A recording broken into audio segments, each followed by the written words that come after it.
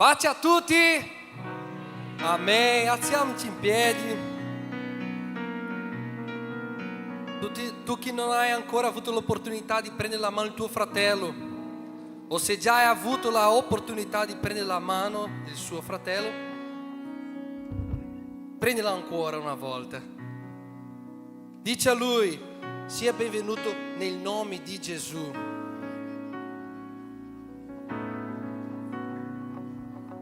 Alleluia. La presenza del Signore è qui in questa sera. Lui è presente tra di noi. Lui sta sondando i nostri cuori oggi. Lui conosce la sua causa. Lui conosce ogni necessità.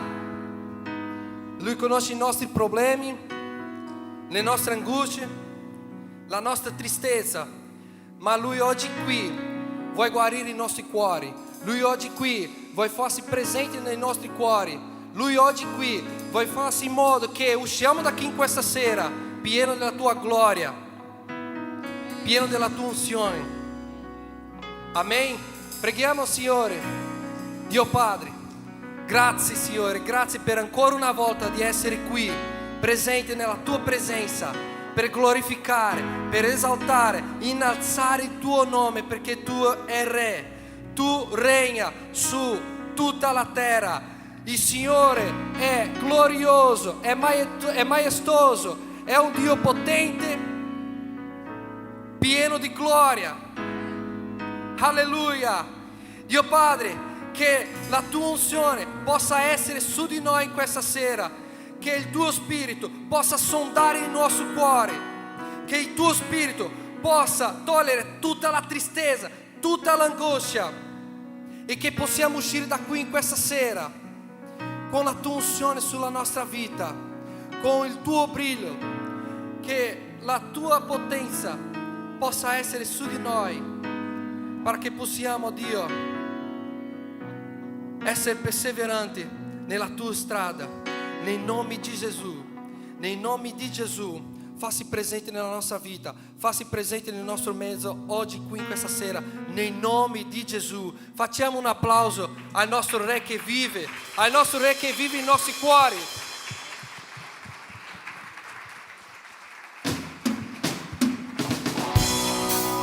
Con le mani così.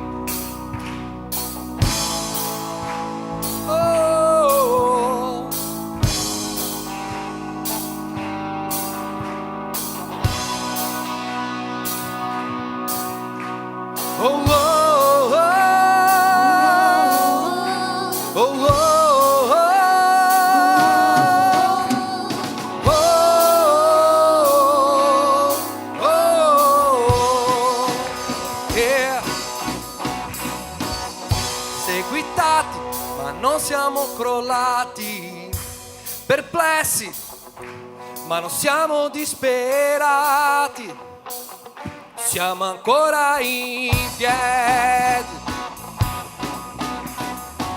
perseguitati, ma non abbandonati, abbattuti, ma non siamo distrutti, siamo ancora in piedi, non camminiamo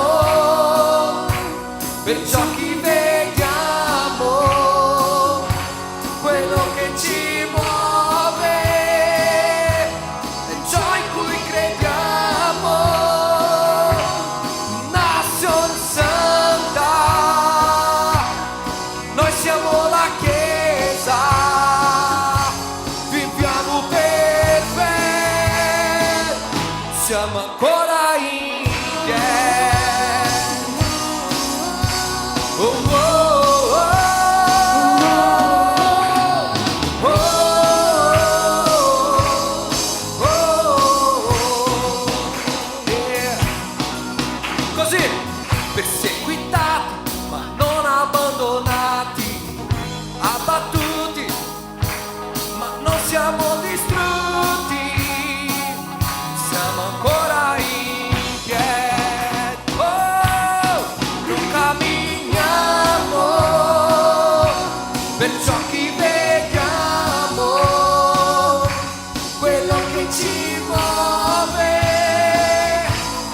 ciò in cui crediamo.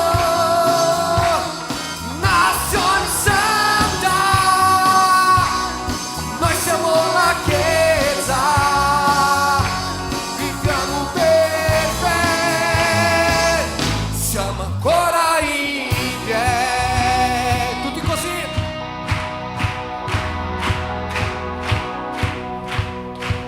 Ogni giorno siamo perseguitati. Io sono perseguitato.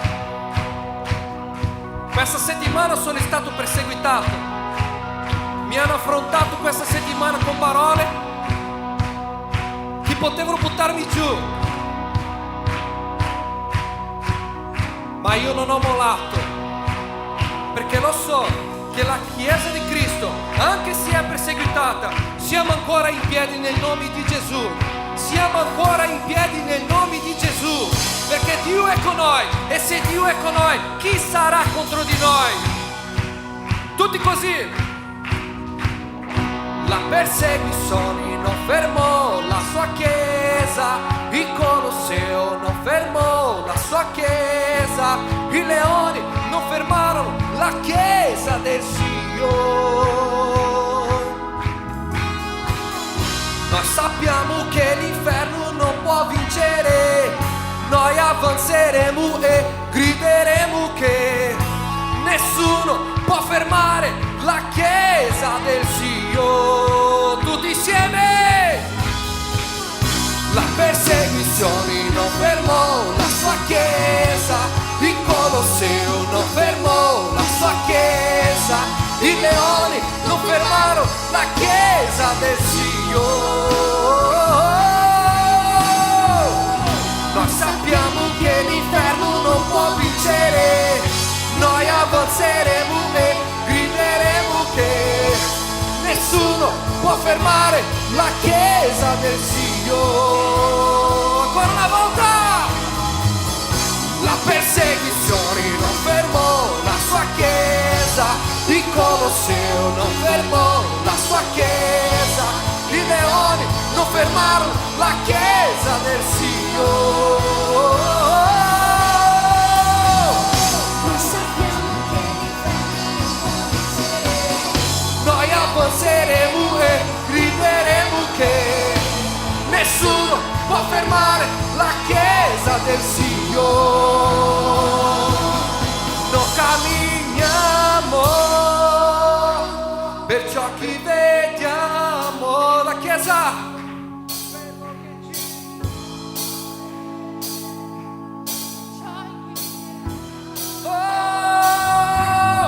Nazione Santa, noi siamo la Chiesa, viviamo per fede, siamo ancora in piedi.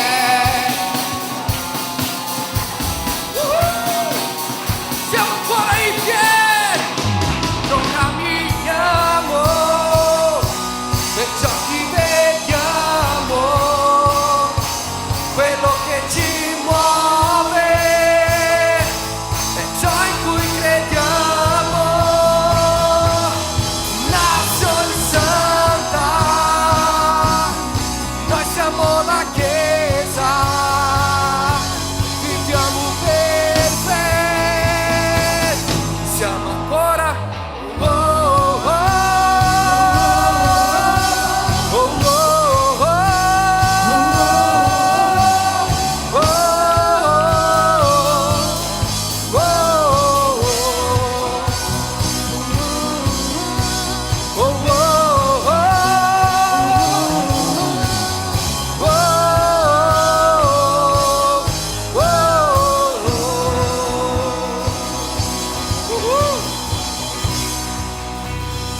Celebre Gesù.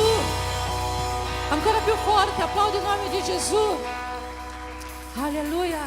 Non camminiamo per ciò che vediamo, quello che ci muove, quello che ci muove è ciò in cui Crediamo. Nazione Santa, Nazione Santa. noi siamo la Chiesa, Noi siamo la Chiesa. viviamo per fede. Tutti insieme siamo ancora in piedi. Alleluia, noi ti celebriamo Gesù. Alleluia, alleluia. La tua Chiesa è viva, la tua Chiesa rimane in piedi, Gesù. La tua Chiesa è viva, la tua Chiesa è qui, Gesù. La tua Chiesa, Signore. La tua Chiesa ha aspettativa per ciò che succederà quest'anno. La tua Chiesa, Signore, ha aspettativa, Signore, su ciò che il Signore farà in questo tempo, Signore. Ma noi siamo qua per dichiarare, Signore, che noi non molliamo. Noi siamo ancora in piedi e noi continueremo, Signore, nel nome di Gesù.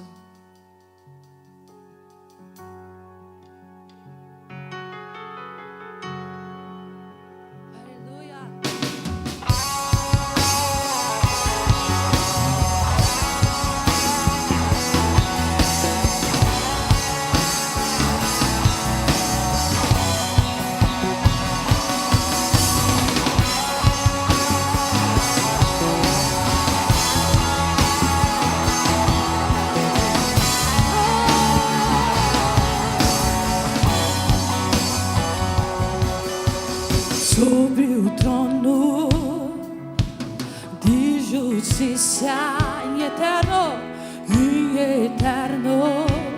regerá lui tornerà per governare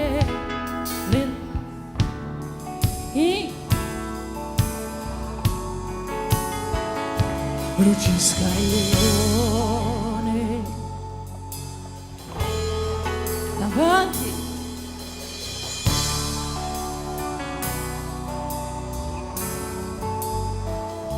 Rugisca il leone e là davanti alla maestà di Gesù.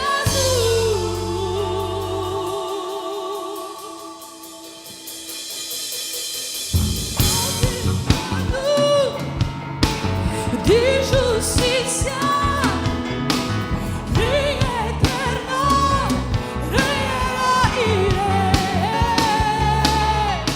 tornerà per governare le nazioni.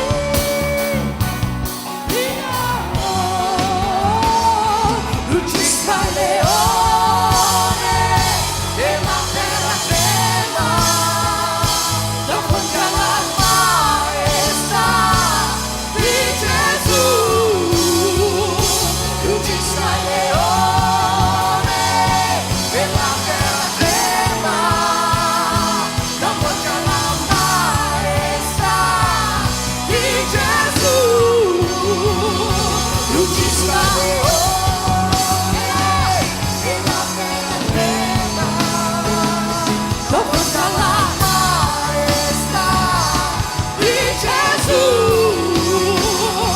rugisca il leone e la terra trema, davanti alla maestà di Gesù. Discendenti di Davide, l'uomo più importante, lui ama la giustizia e odia la iniquità. I discendenti di Davide, l'uomo più importante, lui ama la giustizia e odia la iniquità. I discendenti di Davide, l'uomo più importante, lui ama la giustizia e odia la iniquità. I discendenti di Davide, l'uomo più importante, lui ama la giustizia e odia l'iniquità. Che rugisca il leone e la terra trema, davanti alla maestà di Gesù.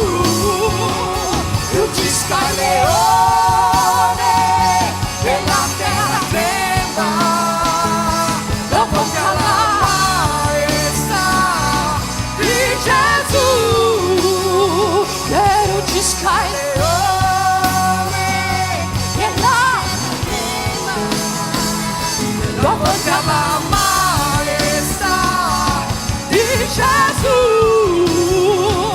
Ruggista il leone e la terra trema davanti alla Maestà di Gesù.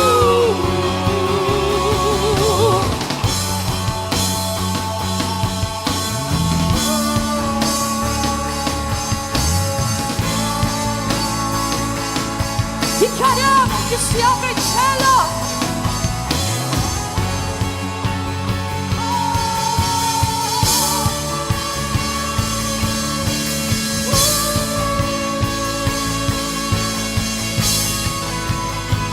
Che si apra il cielo.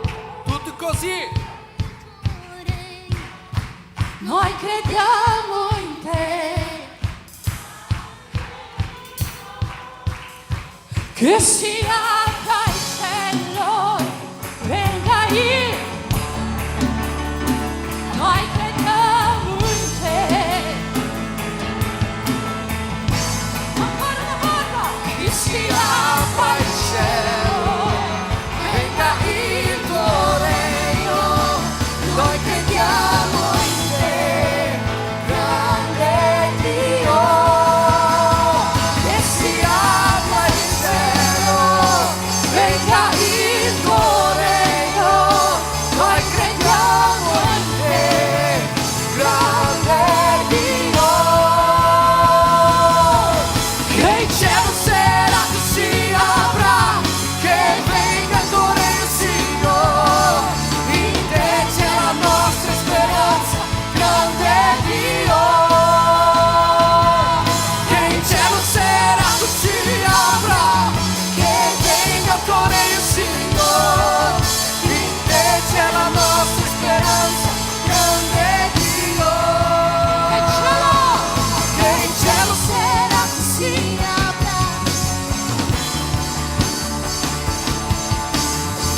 C'è la nostra speranza, grande Dio. E il cielo. che il cielo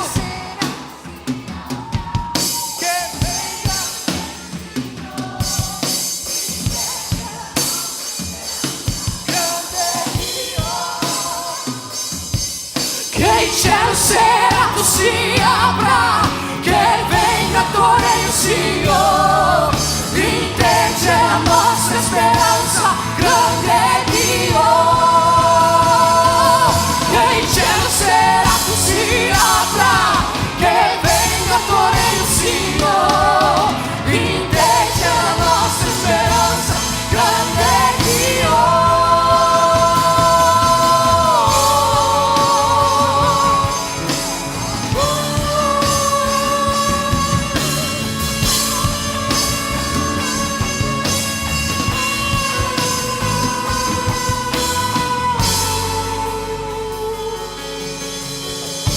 Santo Spirito, noi confidiamo in te, noi confidiamo in te. Venga il tuo regno, noi crediamo in te, grande Dio. Che si apra il cielo, venga il tuo regno, noi crediamo in te, grande Dio.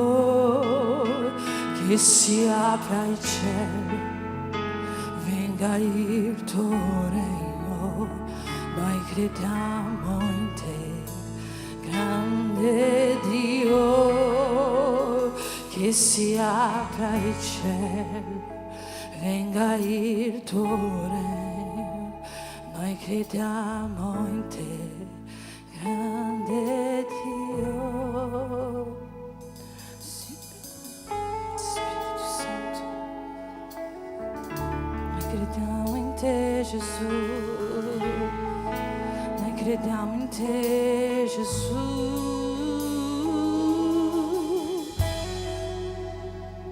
Noi crediamo in te, Gesù. Noi crediamo che c'è una promessa su di noi vivremo, e noi vivremo. Allora apri i cieli, apri i cieli, apri i cieli su di noi, Gesù.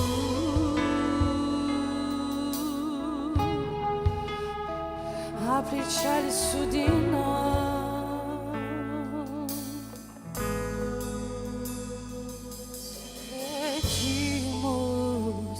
Jesus virá como chuva, descerá.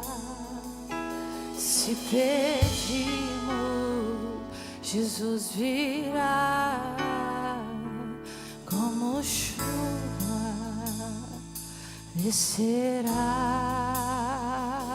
Se pedimos, Jesus como descerá. Se pedimos, Jesus virá como chuva, chuva, chuva, descerá. Se pedimos, Jesus virá como chuva, descerá. Se pedimos, Jesus virá como chuva, chuva, chuva, chuva, chuva, chuva. Se pedimos, Jesus virá como chuva, descerá. Se pedimos, Jesus como chuva, descerá. Se pedimos, se pedimos,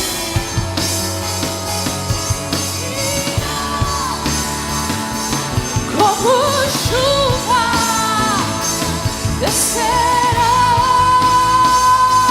Se pedimos, Jesus virá. Então clame, então chame, chame, chame. Vai chover, vai chover. Abre as comportas do céu e vai chover,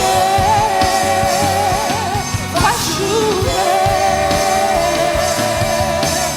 Abre as comportas do céu e vai chover, vai chover. Abre as comportas do céu. Espírito Santo,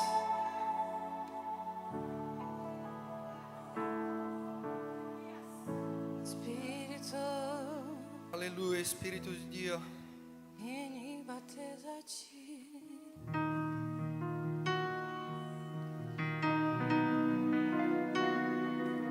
Spirito di Dio.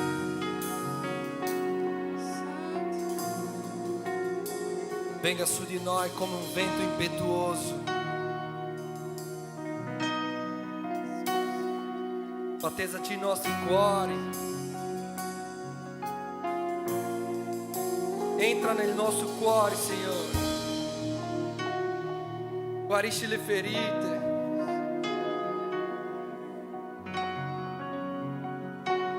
Guarisce le ferite. Alleluia. Che possiamo essere trasformati dal tuo Spirito. Che possiamo essere pieni del tuo Spirito. Come nel giorno di Pentecoste ancora crediamo, Padre. Ancora crediamo che ancora una volta tu puoi fare miracoli.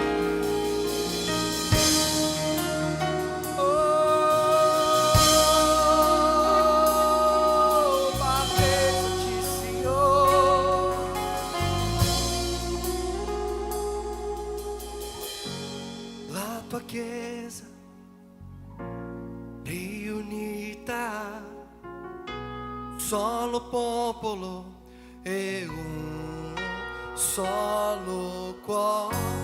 Aspettiamo la tua promessa, posso sentire il tuo vento all'improvviso, lingue come fuoco, caderò sul popolo e che cadano adesso anche qui all'improvviso, lingue come fuoco, caderò sul popolo e che cadano.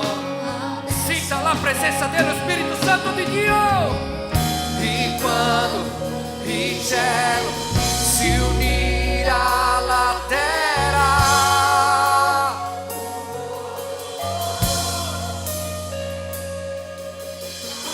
e quando la tua gloria riempirà la casa, lingue di fuoco scenderà, e quando il cielo si unirà alla terra, un nuovo suono si sentirà, e quando la tua gloria riempirà la casa, lingue di fuoco scenderà.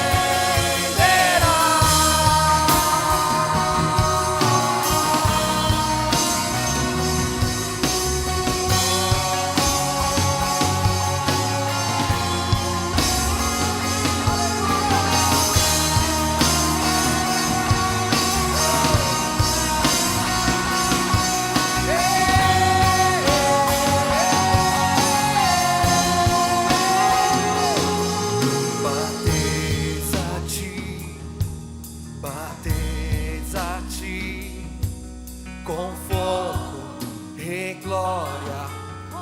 Tu puoi chiedere la presenza dello Spirito. Battezzaci, la Chiesa,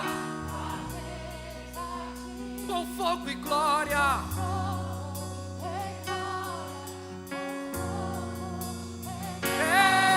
Battezzaci, battezzaci con fuoco e gloria. Battezzaci, battezzaci con fuoco e gloria.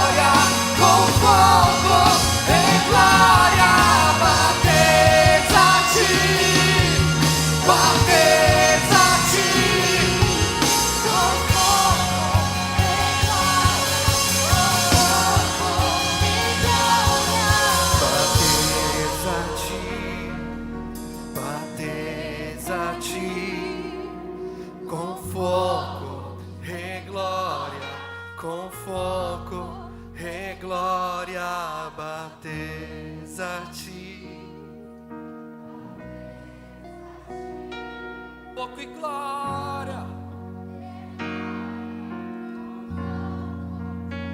Oh, alleluia. Con fuoco e gloria. Vogliamo il tuo spirito. Scenda su di noi. Siamo riuniti ancora una volta. Con fuoco e gloria. Ah, Con fuoco e gloria. con fuoco e gloria.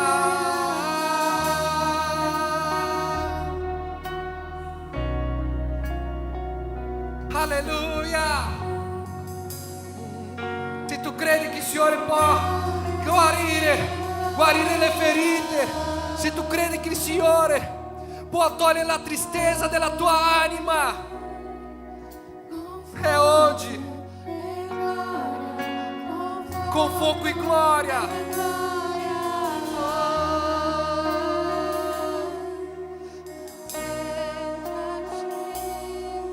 Con fuoco e gloria, con fuoco e gloria.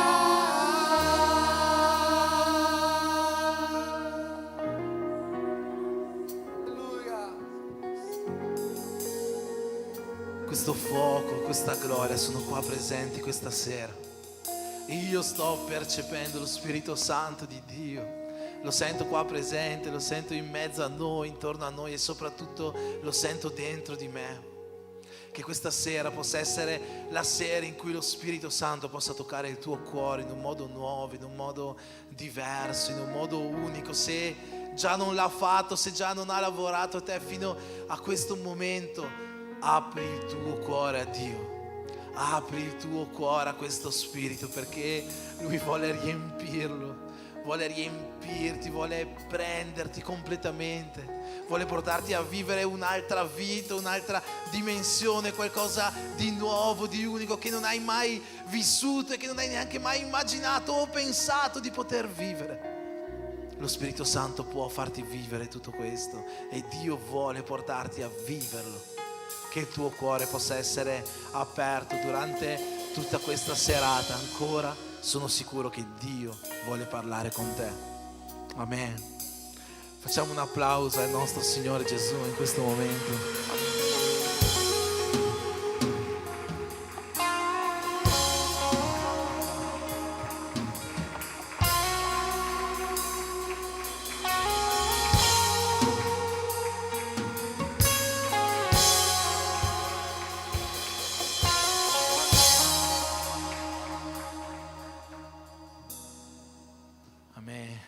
Vi chiedo di sedervi qualche minuto, se possiamo anche accendere le luci. Vogliamo dare qualche avviso per le prossime settimane. Anzi, già per domani il primo avviso, la nostra feijoada, domani a mezzogiorno alle 12 saremo qua in chiesa, tutti insieme, tu che hai già prenotato il tuo posto. Sarà una bellissima giornata, quindi non so se in realtà si può ancora prenotare gli ultimi posti oppure no. No, Sandra, sì, no, sì, no, no, più o meno 1-2, se ancora non avete prenotato 1-2 ancora dovete correre subito dalla missionaria Sandra per prenotare il vostro posto oppure riempire il modulo sul gruppo della chiesa. Ma domani saremo qua alle 12 per la nostra feijoada. Prossimo avviso, torna questa settimana, finalmente tornano i nostri in casa. Tu che già hai fatto parte di un in casa, stai facendo parte di un in casa, sai già tutto quanto, ma se tu ancora non hai ancora partecipato a uno dei nostri incontri, ti invito in questo momento a memorizzare subito quali sono i luoghi dei nostri in casa, quindi Cadi David, anzi in realtà Casteldazzano, perché c'è stato, per la gloria di Dio, la nostra coppia Giacomo Catrini ha comprato casa e quindi sono trasferiti a Casteldazzano. Ronco all'Adice, Saval, Bussolengo e Porto San Pancrazio, queste sono le zone. Se ancora non hai fatto parte di un'incasa, vuoi fare parte, visualizza velocemente qual è la zona più vicina a casa tua, guarda chi sono i leader dell'incasa di questa zona e vai subito a metterti in contatto con loro. Qualcuno è qua oggi, qualcuno non c'è, ma possiamo recuperare i numeri di telefono così potete entrare in contatto con loro. Mercoledì quindi alle 8 i nostri in casa. Domenica invece 2 febbraio, quindi domenica prossima, ci sarà il nostro primo caffè con i pastori. Ho visto che ci sono già alcuni iscritti. È un incontro per tutte quelle persone, famiglie che da poche settimane, pochi mesi stanno facendo parte della Chiesa, per capire un po' meglio che cos'è la nostra Chiesa, come funziona, come vive il Vangelo, quali sono le dottrine, qual è la visione. Magari state venendo qua, vi stanno piacendo i culti, vi stanno piacendo la lode, le predicazioni, le persone, la comunione che viviamo qua, ma volete capire un po' meglio che cos'è il nostro essere uno in Cristo, su cosa si fonda la B-Church. Questo è il giorno per venire a risolvere questi dubbi. Per iscriversi c'è sempre il modulo all'interno del nostro gruppo di WhatsApp. Ok, prossimo avviso, domenica 2 febbraio, pomeriggio e la mattina caffè con pastori, pomeriggio invece tutti i giovani adolescenti qua in chiesa a partire dalle 2:30 per il primo Prefusion del 2025.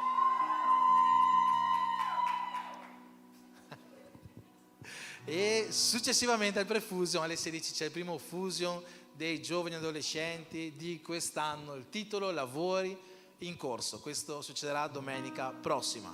Abbiamo un ultimo avviso, c'è tempo, un po' di più di tempo per questo, perché si parla di venerdì 28 febbraio, ma stiamo già cominciando a pubblicizzarlo per raccogliere le prime iscrizioni, perché avremo qua in chiesa una bellissima cena per coppie con il titolo Per me sei casa. Saranno con noi la famiglia pastorale del pastore Paolo Pereira, che molti di voi già conoscono. È un pastore nostro amico, fratello, mentore, che sta anche aiutando i nostri leader della chiesa, i leader dei culti in casa.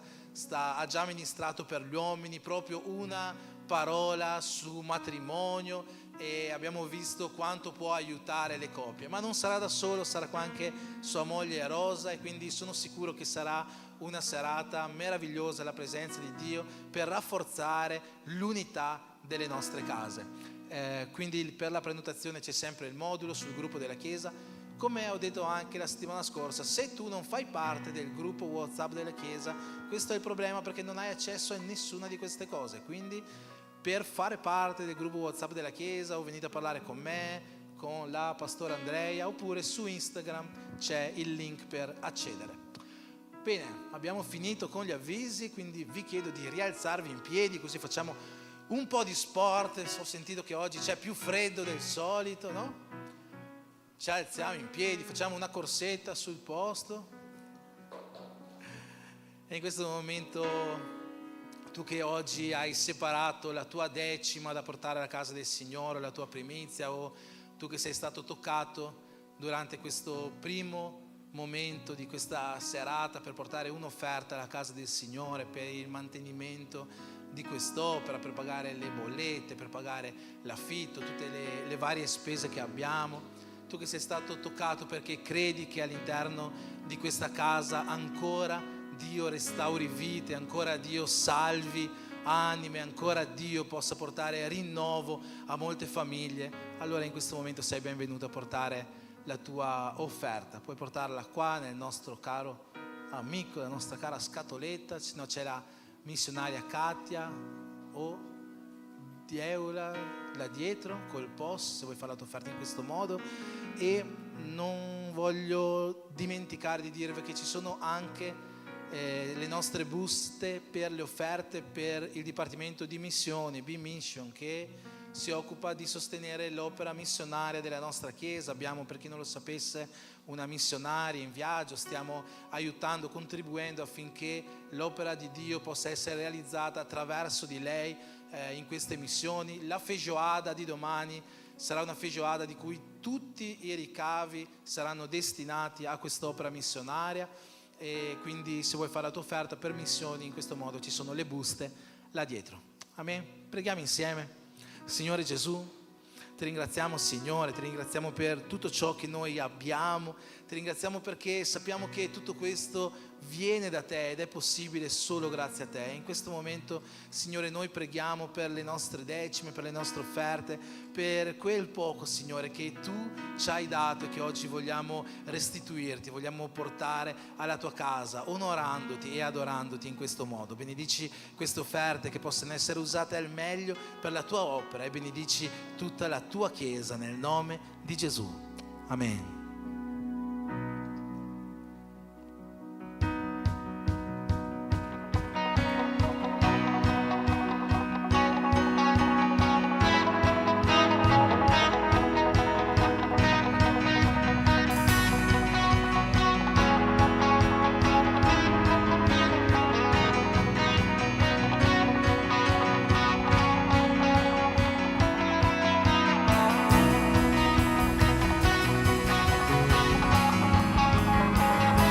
Siamo il tuo popolo, scelti per brillare la tua luce, cambiare la storia nei nostri cuori, ardi la fiamma della tua passione.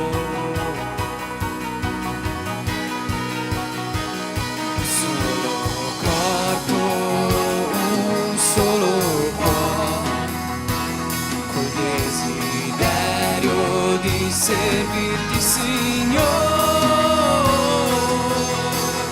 Tutti insieme. E niente potrà fermarci, perché in te noi siamo uno. La tua croce porteremo ovunque andremo. Cristo Re, il mondo ti conoscerà.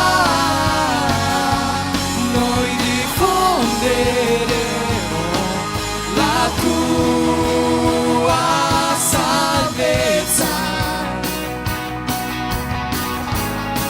Possiamo alzarci in piedi e gioire alla presenza del Signore insieme. Siamo il tuo popolo, scelti per brillare la tua luce, cambiare la storia nei nostri cuori, ardi la fiamma della tua passione.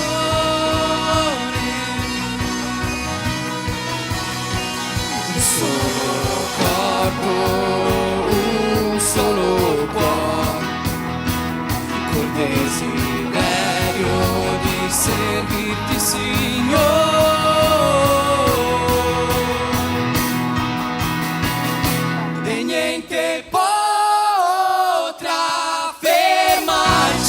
Perché in te noi siamo uno, la tua croce porteremo ovunque andremo.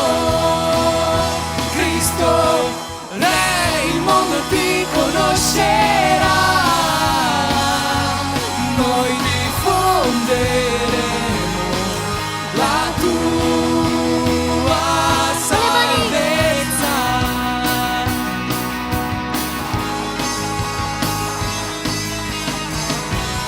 Dichiariamo insieme, noi siamo il tuo popolo.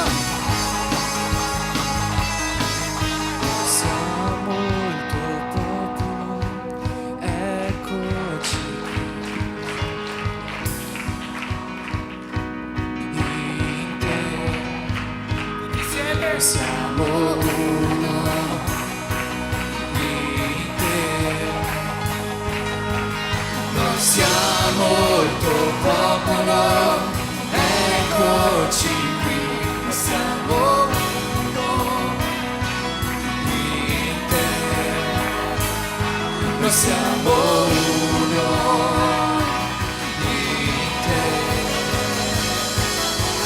Noi siamo il tuo popolo, eccoci qui, noi siamo uno. siamo uno in te. Noi siamo il tuo popolo, eccoci qui, noi siamo uno in te. Noi siamo uno in te.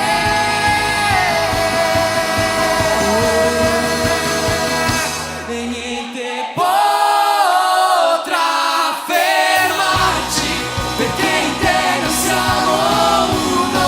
La tua croce porteremo ovunque andremo.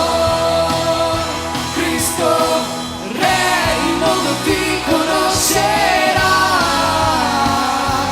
Noi diffonderemo la tua salvezza.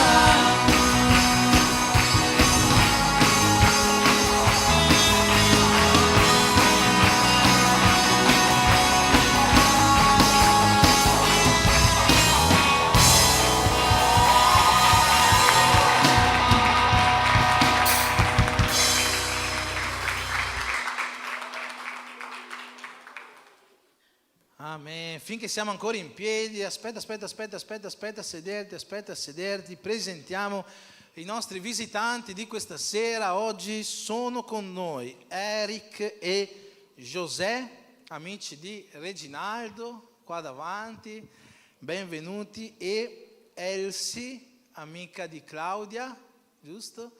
Là dietro. Ok, c'è anche Maria Luisa insieme a Flavio e Luisa, benvenuta. Amen. Cosa possiamo dire a tutti loro? Siete benvenuti nel nome di Gesù. Se qualcuno lì vicino può dargli anche un bel abbraccio per accoglierli. E visto che siete restati tutti in piedi, abbracciatevi anche tutti quanti, gli uni gli altri, così per salutarvi ancora, scaldarvi. Dopo ci sederemo, ci sarà freddo, allora scaldiamoci prima di sederci, come un unico corpo, come uni in Cristo. Amen.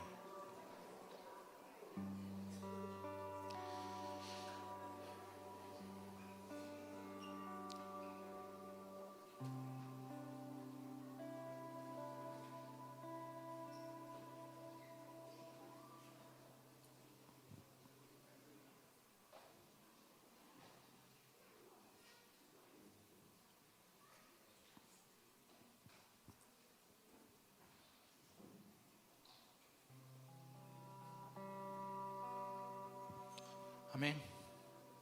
Preghiamo.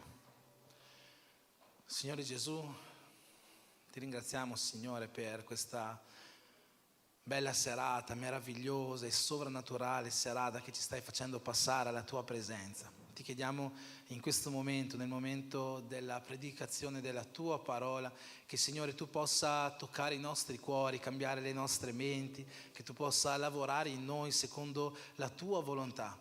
Signore, perfezionaci e dacci, Signore, le giuste motivazioni affinché ognuno di noi possa vivere il vero Vangelo e diventare sempre di più, di gloria in gloria, più simile all'immagine del tuo Figlio Gesù. Per questo noi ti preghiamo nel nome di Gesù. Amen. Amen. Allora, vi chiedo di aprire le vostre Bibbie.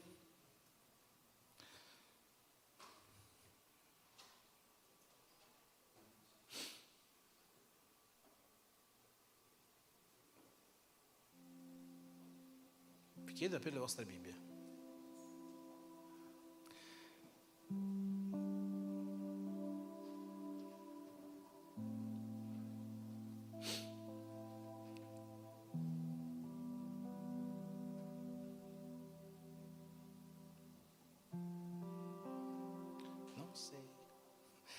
In seconda Corinzi, capitolo 8, prima volta che sono andato in Brasile, mi hanno chiesto di portare una parola nella chiesa dove andava la sorella della pastora Andrea. E io ero abbastanza impreparato, non ero molto ancora centrato così sulla parola e mi hanno chiesto di lasciare una parola, un messaggio così, con tutta la vergogna di questo mondo. Sono salito sul pulpito, ho aperto la Bibbia, non sei, vuol dire non lo so, non sapevo cosa dire, non sapevo che versetto trovare, mamma mia che vergogna. Stava per succedere la stessa cosa adesso perché non mi ero segnato questo versetto. Comunque, seconda lettera ai Corinzi, capitolo 8, leggerò dal versetto 1 in avanti, ma è soltanto per trovare, leggo questi versetti soltanto per trovare una scusa a quello che voglio dire successivamente. Dice così: ora fratelli, vogliamo farvi conoscere la grazia che Dio ha concessa alle chiese di Macedonia, perché nelle molte tribolazioni con cui sono state provate, la loro gioia incontenibile, la loro estrema povertà hanno sovrabbondato nelle ricchezze della loro generosità. Infatti io ne rendo testimonianza, hanno dato volentieri secondo i loro mezzi, anzi hanno dato oltre i loro mezzi, chiedendoci con molta insistenza il favore di partecipare alla sovvenzione destinata ai santi. E non hanno soltanto contribuito come noi speravamo, ma prima hanno dato se stessi al Signore e poi a noi per la volontà di Dio. Possiamo ripetere quest'ultima parte insieme? E non hanno soltanto contribuito come noi speravamo, ma hanno dato prima se stessi al Signore e poi a noi. Ho voluto cominciare con questo testo perché oggi andrò a parlare di un tema di cui ho già parlato più volte. Penso che sia almeno la quarta volta che predico questa parola, e è una parola che ripeto in realtà a gennaio di ogni anno.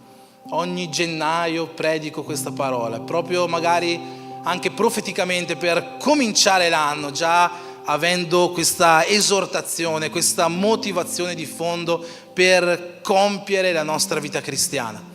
E non la predico soltanto sul pulpito, io spesso porto anche queste parole nel corso Seguitemi, a volte anche nel discepolato, perché credo molto in quello che Dio mi rivelò un giorno su determinati versetti, e così come hanno in qualche modo cambiato la mia vita, io credo che allo stesso modo possono toccare la vita di tutti quanti noi per darci veramente quella forza, quella audacia e quella motivazione, come dicevo, per vivere la nostra chiamata. Ma ho voluto cominciare con questi versetti perché oggi parlerò di chiamata.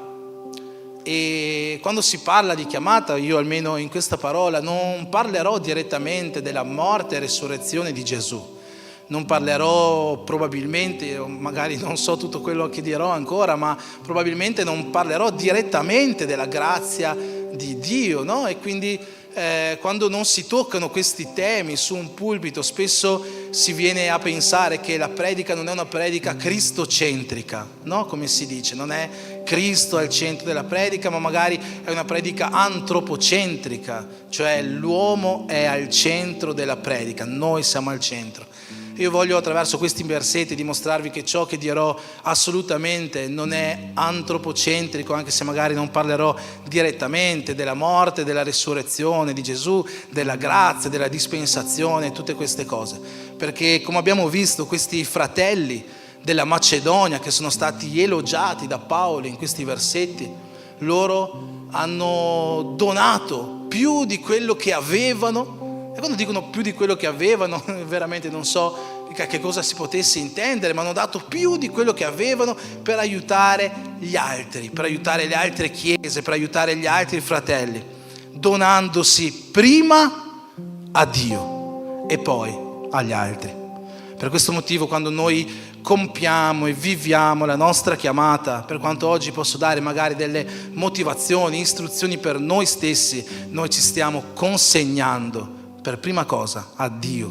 E per questo motivo oggi questa parola è una parola che è votata, che è portata a avere Dio come centro del nostro cuore, affinché noi possiamo donarci completamente a Lui, donare la nostra vita completamente a Lui, come canta quella canzone che spesso suoniamo qua in chiesa, che possiamo spendere la nostra vita ai piedi del nostro Signore Gesù.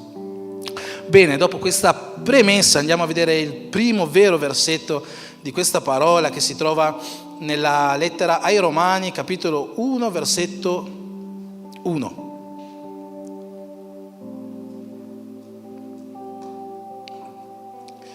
Oggi vedremo alcune motivazioni della nostra chiamata, del perché vivere la nostra chiamata, e le vedremo attraverso la vita dell'Apostolo Paolo, o meglio attraverso le presentazioni che Paolo fa nelle sue lettere. Ogni lettera di Paolo comincia con una sua presentazione, cioè io, Paolo, apostolo di Cristo, per volontà, per questo, per quello.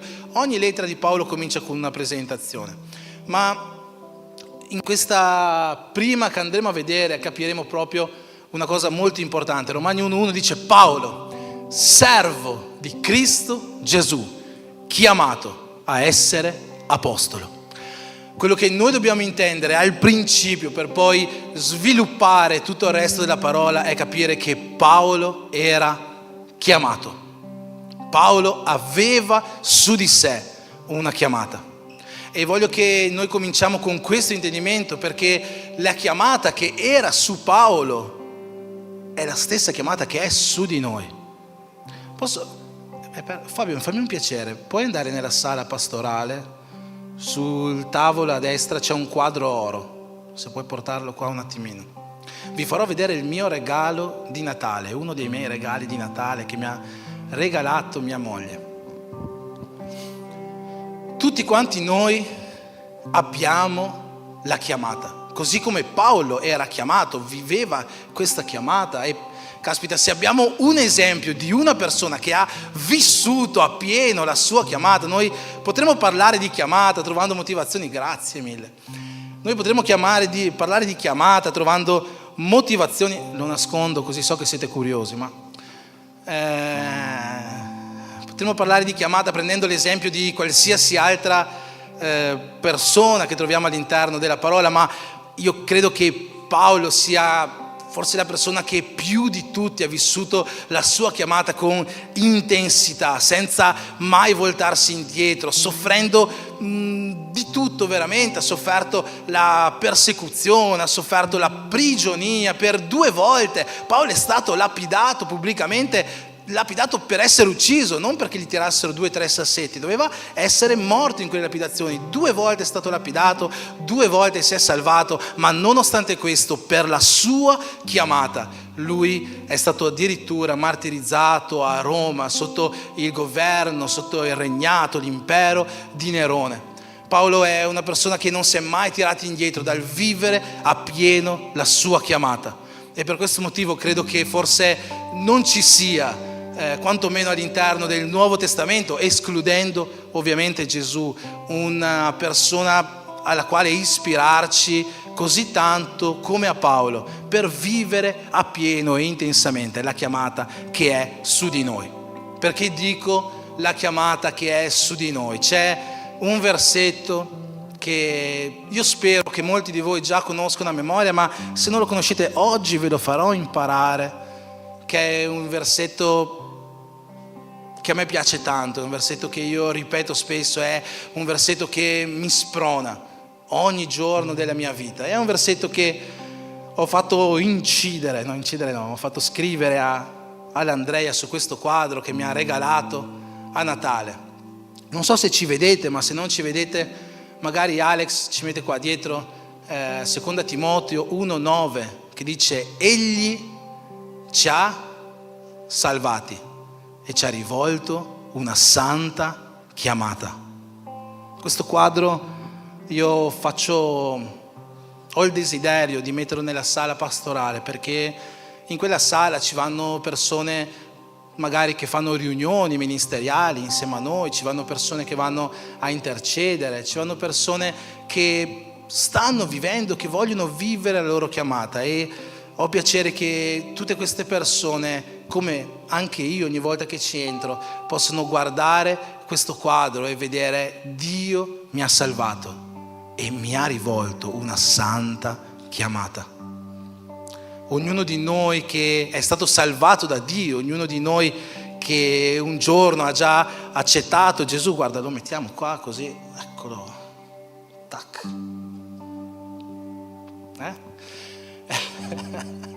Ognuno di noi che è stato chiamato da Dio, che ha già sperimentato lo Spirito Santo dentro di sé, ognuno di noi che ha già confessato, come c'è scritto in Romani 10, con la sua bocca che Gesù Cristo è Signore della sua vita e nel suo cuore ha creduto che Dio lo ha risuscitato dai morti e così ha ottenuto la salvezza. Ognuno di noi che ha già vissuto questo è stato salvato e successivamente è stato chiamato da Dio. Guardate questo versetto non come una semplice frase, ma come una storia su un ordine cronologico. Prima noi siamo stati salvati e conseguentemente siamo stati chiamati da Dio. Ora, so che nella Bibbia vediamo tante chiamate spettacolari, tante vocazioni spettacolari, vocazioni che forse ci fanno pensare, ma Dio non mi chiamerà mai. Io non avrò mai la vocazione, no? Pensate a Samuele, per me è una vocazione, una chiamata iconica quella di Samuele. Vi ricordate? Samuele era un ragazzo, dormiva nel tempio, a un certo punto nel cuore della notte sente qualcuno che lo chiama Samuele, Samuele, no? E Samuele non sa chi è perché non conosce la voce di Dio. Allora va dal sacerdote e dice: ma chi è che mi sta chiamando? Il sacerdote dice: guarda, è Dio, no? Insomma, questa è una chiamata meravigliosa, quella di Samuele. Ha sentito la voce di Dio finché dormiva che lo chiamava per nome. E sapete, questo forse è ciò che ha portato nel corso degli anni, dei secoli, la Chiesa, e sto parlando più della Chiesa cattolica romana, a vedere come vocazione qualcosa riservata solo ad alcuni, no? Ai sacerdoti, ai preti. Loro hanno la vocazione, gli altri non ce l'hanno. Ma con la riforma protestante Martin Lutero ha cambiato, o quantomeno ha riportato il significato di questa parola vocazione a quella che era il significato iniziale. Perché la chiamata di Dio non è rivolta soltanto ai preti, ai sacerdoti, ai pastori, ai leader spirituali. La chiamata che Dio ha rivolto, l'ha rivolta a tutti, o almeno a tutti coloro che sono stati salvati. E quindi se tu stai aspettando Dio che ti svegli nel cuore della notte, che ti dica Guglielmo, svegliati, sono il tuo Dio che ti parlo, no? E schessi, non succederà questo. Dio probabilmente, anzi sicuramente, non ti chiamerà nel cuore della notte per svegliarti e dirti io ti sto chiamando, perché Dio ti ha già chiamato. Nel momento che Lui ti ha salvato, Lui ti ha già chiamato. Non aspettatevi queste chiamate grandiose, perché la chiamata ce l'hai già, è già su di te. E che cos'è questa chiamata? Quando noi parliamo di chiamata dobbiamo distinguere almeno 3 elementi, farci almeno 3 domande. Cos'è la chiamata? Come svolgere la mia chiamata? E il perché svolgere la mia chiamata? La prima domanda è molto facile: cos'è la chiamata? E noi troviamo la risposta di questo in Matteo 28, 19, 20. Quando Gesù, prima di salire in cielo, chiama i suoi apostoli e gli dice: ragazzi, io sto per andare al Padre, ma adesso io vi do un ultimo comandamento. Andate per il mondo, fate miei discepoli, battezzateli nel nome del Padre, del Figlio e dello Spirito Santo e insegnate loro tutto quello che anch'io vi ho trasmesso. Questa è la chiamata che è su tutti quanti noi, indipendentemente se sei maschio o se sei femmina, se hai 90 anni o se ne hai 15, dal momento che tu sei stato salvato da Dio, questa chiamata, quella di andare per il mondo a fare discepoli, è sulla tua vita. Ora, quelli che dicono la mia chiamata è cantare, la mia chiamata è ballare, la mia chiamata è predicare, è stare alla regia della B-Church, la mia chiamata è fare queste cose qua. Questa non è la nostra chiamata. La nostra chiamata è andare a fare discepoli. E lì entra in gioco il come compiere la nostra chiamata. Allora c'è chi compie la sua chiamata come John, suonando la chitarra, cantando. C'è chi compie la sua chiamata predicando, c'è chi compie la sua chiamata servendo in qualche luogo della chiesa, c'è chi compie la sua chiamata come la nostra sorella Sonia, andando in missione dall'altra parte del mondo. C'è chi compie la sua chiamata attraverso l'esempio, la buona testimonianza, c'è chi compie la sua chiamata in molti modi. Questi sono i modi, il come compiere la nostra chiamata. Ma la chiamata resta una. La mia chiamata non è predicare, la mia chiamata non è essere pastore, la mia chiamata è fare discepoli di Gesù. E questa è anche la chiamata che è sulla tua vita. E oggi voglio darti almeno 3 perché compiere questa chiamata, 3 motivazioni, partendo da quelle che erano le motivazioni dell'Apostolo Paolo.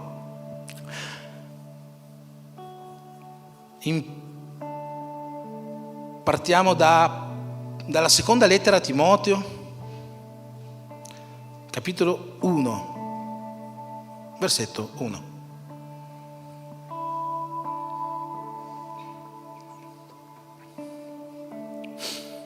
Questa è la più comune delle presentazioni dell'Apostolo Paolo, in realtà. La troviamo anche nella lettera agli Efesini, ai Galati, ai Colossesi, in molte lettere, ma la troviamo anche nella seconda lettera a Timoteo, capitolo 1, versetto 1, e Paolo qua dice così: Paolo, apostolo di Cristo Gesù, per volontà di Dio. La prima motivazione che spingeva l'Apostolo Paolo a vivere la sua chiamata e a vivere in questo modo tremendo, sprezzante del pericolo, no? Vi ricordate quando Paolo stava per andare a Gerusalemme, in quella che sarebbe stata la sua ultima volta che sarebbe andata a Gerusalemme? Un profeta, prima che lui arrivasse a Gerusalemme, gli ha detto: Paolo, fermati qua, perché se tu adesso prendi la nave e vai a Gerusalemme, lì tu sarai messo in prigione. È sicuro, Dio me l'ha detto, ho ricevuto una profezia, non sbaglierò. Se tu adesso vai là, tu sarai messo in prigione. Ma Paolo, che viveva la sua chiamata con una motivazione così grande, rispose a quel profeta: sai, io per il Vangelo di Cristo sono disposto non solo a essere messo in catene, sono disposto anche a morire. Allora la prima motivazione che spingeva Paolo a vivere questa sua chiamata in questo modo così incredibile era proprio questa: Paolo era stato chiamato per la volontà di Dio. Per volontà di Dio. La Bibbia ci spinge, ci esorta in molti modi, in molti passi a scoprire, a ricercare quella che è la volontà di Dio. E è vero, sappiamo che ci sono versetti che ci dicono: noi non possiamo capire i pensieri di Dio, noi non potremo mai conoscere i pensieri di Dio, anzi soltanto uno conosce i pensieri di Dio, che è lo Spirito Santo. Allora se pensiamo che lo Spirito Santo è Dio, no? È una cosa un po' ingiusta, vuol dire che soltanto Dio conosce i pensieri di Dio. Ma la cosa bella è che lo Spirito Santo di Dio vive dentro di noi. E in questo modo noi sì che possiamo venire a conoscere i pensieri di Dio. In questo modo noi sì che possiamo venire a scoprire la volontà di Dio. E la Bibbia ci invita, ci esorta a cercare questa volontà di Dio, a pregare, no? Vi ricordate Gesù quando ci insegna il Padre nostro, la preghiera più conosciuta della Bibbia, ci insegna a pregare così: Padre, che sia fatta la tua volontà, così in cielo come in terra. Quindi noi dobbiamo pregare perché la volontà di Dio sia fatta. Gesù stesso viveva pieno la volontà di Dio quando andò nel giardino del Getsemani prima di morire, prima di salire sulla croce. Pregò al Padre dicendo: Padre, se è possibile, non farmi salire su quella croce.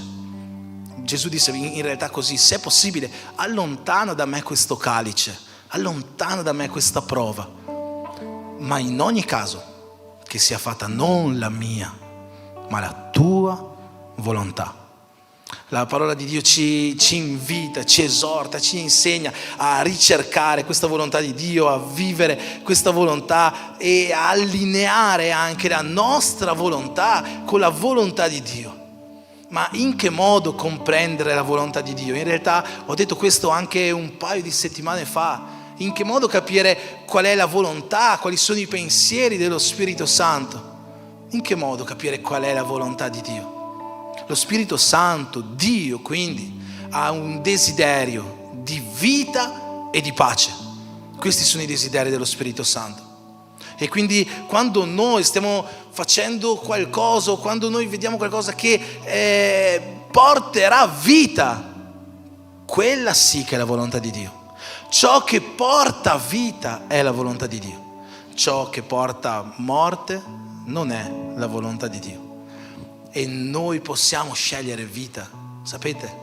La cosa bella è che noi possiamo scegliere vita, è che noi possiamo fare la volontà di Dio. Quando in Deuteronomio Dio dice così: io metto oggi davanti a voi la benedizione e la maledizione, metto davanti a voi la vita e la morte. Scegliete dunque vita, affinché viviate voi e la vostra discendenza. Dio ci mette davanti questa scelta. Che cosa vuoi fare? Vuoi fare la mia volontà o vuoi andare contro la mia volontà? Ovvero vuoi vita, vuoi scegliere la vita, vuoi produrre vita, vuoi fare vita, oppure no? La Bibbia ci dà questa opzione e noi, fratelli, possiamo scegliere, sapete, ogni giorno noi possiamo scegliere tra vita per noi, per la nostra famiglia, per le nostre amicizie, per le persone che ci vogliono bene, o morte, tristezza. Noi possiamo scegliere ogni giorno. C'è questo dilemma dentro di noi, no? È quello che Dio vuole, è quello che Dio ci consiglia, è che noi seguiamo facendo la volontà di Dio. Insomma, la parola ci invita, ci stimola, ci insegna a vivere questa volontà. Ma perché secondo voi il fatto che Paolo era scelto per volontà di Dio è una motivazione così grande? Pensate che onore che Paolo sta dicendo di avere. Paolo sta dicendo così: io sono uno che ero un peccatore, sono uno che perseguitavo la Chiesa, sono uno che faceva un sacco di cose brutte, e Dio ha guardato il mondo, no, da lassù, ha guardato tutte le centinaia di migliaia, di milioni, di, oggi potremmo dire miliardi di persone che sono su questo pianeta. E tra tutte queste persone Dio ha salvato me. E dopo avermi salvato, Dio ha chiamato me. Pensate che onore che Paolo pensava di avere. E sapete, io faccio questa riflessione sulla mia vita, perché alcuni di voi già sanno la mia testimonianza, altri magari no, ma prima di cominciare a venire in chiesa, di conoscere l'Andrea, io vivevo una vita fuori, completamente fuori dalla chiesa, che non c'entrava niente con quelli che sono i valori, i principi cristiani. Non ero un bravo ragazzo. Eppure io mi rendo conto di come Dio da lassù ha guardato me. Poteva scegliere chiunque altro su questo mondo, poteva guardare là in Cina e prendere uno che si chiamava Yun Chun-Chin e scegliere lui. Poteva guardare in Australia e scegliere un australiano, poteva guardare in Brasile, che ci sono così tanti cristiani, e sceglierne un altro in mezzo a tutti quelli. E invece Dio ha guardato me nonostante tutto quello che stavo facendo, nonostante io non credessi in Dio, bestemmiassi Dio, mi comportassi nel modo che mi comportavo, ma ha guardato me e ha deciso di salvarmi. E dopo mi ha dato una santa chiamata.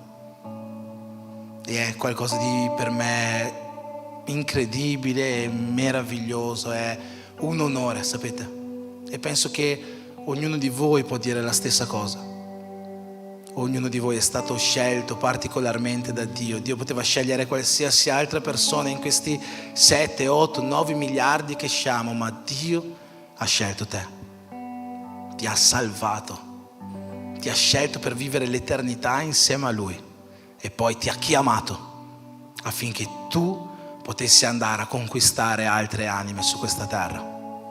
E questo è un onore meraviglioso che Paolo sapeva di avere. Per questo motivo lui sopportava ogni cosa per amore degli eletti, per amore del Vangelo di Cristo.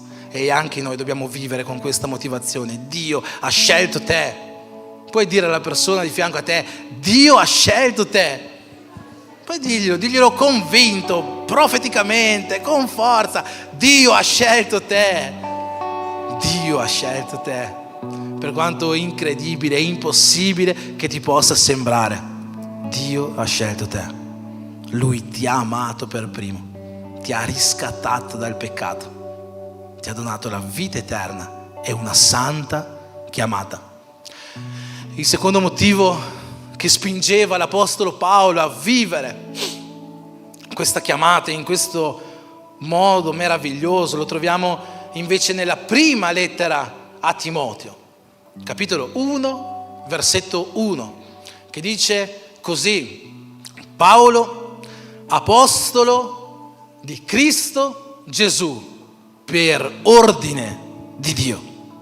Per Paolo vivere la sua chiamata non era un hobby, non era un passatempo, non era qualcosa per occuparsi le 2 ore dalle 8 alle 10 del sabato sera perché non sapeva cosa fare e allora viveva la sua chiamata al culto della B-Church. Per Paolo vivere la sua chiamata era un comandamento di Dio. Un comandamento di Dio. Lui non prendeva niente sotto gamba, non prendeva niente senza serietà. Per lui vivere la sua chiamata era un comandamento di Dio. Sapete, oggi purtroppo ci sono tante dottrine cristiane che dicono che viviamo sotto la grazia. Purtroppo è vero, viviamo sotto la grazia nel nome di Gesù, ma intendono il vivere sotto la grazia come il vivere senza la legge. E questo non è vero. E dicono: ma come, la legge è finita nell'Antico Testamento? Gesù è il termine della legge. Questo c'è scritto nella Bibbia. Sì, è vero, c'è scritto nella Bibbia che Gesù è il termine della legge, ma il fatto che Gesù sia il termine della legge non significa che non ci sia più legge. Assolutamente. Ci ricordiamo il sermone sul monte, no? Gesù ha dato una legge nel sermone sul monte. Ha detto: avete sentito dire amate i vostri amici o odiate i vostri nemici, ma io vi dico, io vi do una nuova legge: amate sì i vostri amici, ma amate anche i vostri nemici e pregate per coloro che vi perseguitano. Avete sentito dire nella legge di Mosè che se una persona commetteva adulterio era in peccato, ma io vi dico che soltanto se tu guardi un'altra persona desiderandola già stai commettendo adulterio. La legge c'è ancora, la legge di Gesù, come la chiama Paolo, la legge di Cristo. Giacomo la chiama la legge di libertà. Ma noi viviamo ancora sotto la legge, viviamo ancora sotto dei comandamenti. Il segreto però che Gesù ci lascia per vivere sotto questa legge che Lui ci ha dato è quello che troviamo scritto nel Vangelo di Matteo, quando Gesù dice così: prendete pure il mio giogo perché è leggero, prendete pure la mia legge perché è leggera. Vi sembra pesante, ma è leggera. Però vi do un consiglio, un segreto per riuscire a vivere sotto la mia legge. Imparate da me. Io sono manso e umile di cuore. Se noi vogliamo vivere sotto la legge di Gesù, noi dobbiamo imparare a essere come Lui, mansueti e umili di cuore. Questo è il segreto per riuscire a vivere sotto la sua legge. Ma non pensate che non ci sia più legge, c'è ancora la legge, c'è ancora la legge. E questa legge prevede anche questo comandamento, il comandamento che troviamo in Matteo 28: andate per il mondo a predicare il Vangelo, a fare discepoli, a battezzarli. Questo è un comandamento e Paolo qua lo lascia molto chiaro. Io vivo la mia chiamata perché Gesù ci ha comandato di viverla. È un comandamento di Gesù, non posso tirarmi indietro. È un comandamento. I comandamenti nella Bibbia, sapete la definizione biblica di comandamento? Anzi, facciamo così, cos'è il peccato? Cos'è il peccato? Il peccato è la trasgressione a un comandamento di Dio.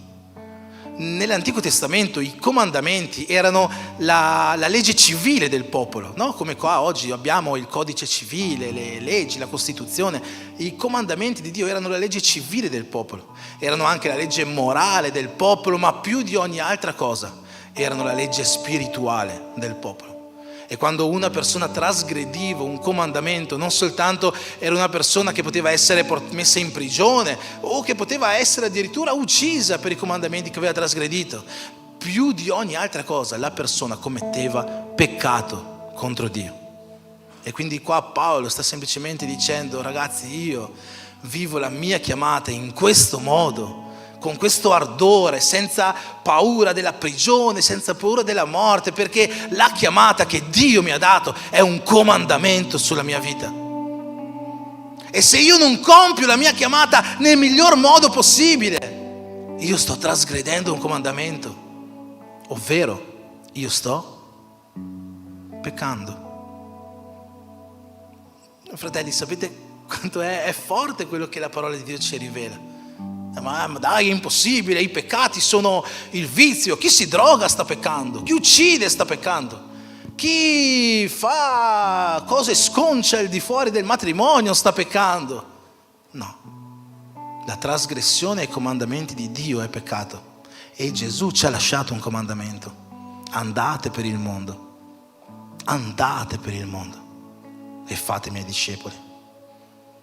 Quando noi non ci impegniamo nel compiere la nostra chiamata, indipendentemente da ciò che noi facciamo per compierla, quando noi non ci impegniamo nel farlo, immaginatevi, prendo ad esempio il povero John, perché qua vicino a me, ma poverino, non pensate che John si comporta così, ma se John comincia ad arrivare alle prove della lode sempre 1 o 2 ore dopo, se quando durante il culto non fa quello che è lo spartito della canzone, ma comincia a suonare dell'altro, se non si impegna, se si ribella alla leader del gruppo di lode, insomma, lui non sta compiendo come deve la sua chiamata.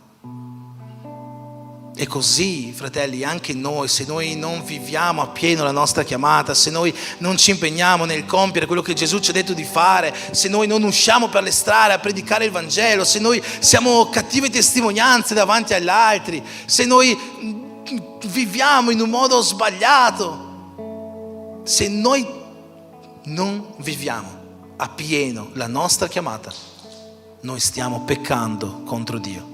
Paolo sapeva di questo e diceva: no, io non voglio peccare. Sapete qual era la motivazione a fondo, la convinzione? Ho predicato qualche settimana fa, la convinzione di fondo dell'apostolo Paolo era: io voglio arrivare a raggiungere il premio della mia sovrana vocazione, la vita eterna. Questo era il desiderio di Paolo. E quindi Paolo diceva: caspita, se io devo raggiungere la vita eterna non posso peccare, non posso non compiere la mia chiamata, perché è un comandamento.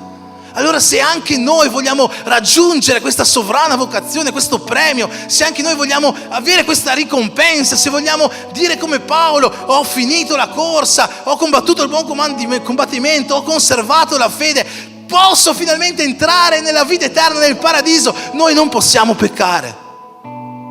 E il non compiere la nostra chiamata, o il compierla così,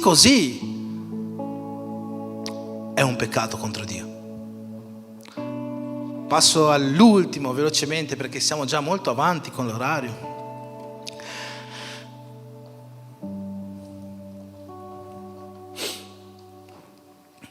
All'ultimo di queste motivazioni, che si trova nella lettera a Tito, capitolo 1, come sempre, versetto 1.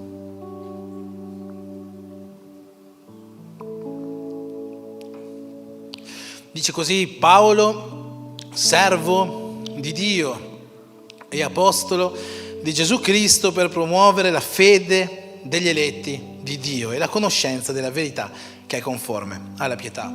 Paolo, apostolo di Cristo. Perché? Per promuovere la fede negli eletti.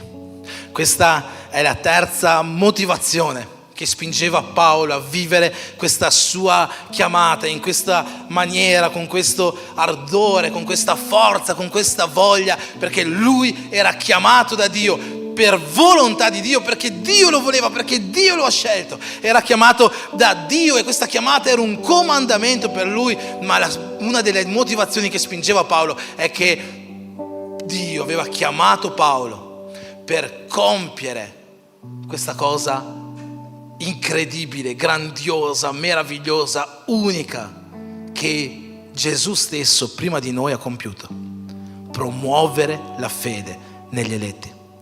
Fratelli, noi non siamo chiamati per noi stessi, è una cosa che dobbiamo intendere. La nostra chiamata non è per noi.